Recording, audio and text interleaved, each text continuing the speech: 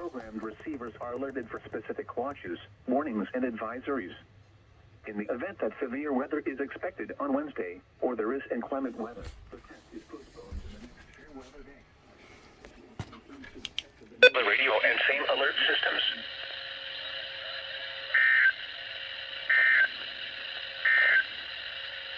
Drier and cooler conditions for today and Thursday. Also, winds remain rather breezy out of the southwest. Warming trend with continued dry weather Friday into the weekend, with the warmest day likely on Saturday away from the coastlines. Our next chance for rain looks to be sometime later Sunday night into Tuesday from coastal low pressure moving northward from the mid-Atlantic waters. Here are the 10 a.m. observations for the Boston metropolitan area.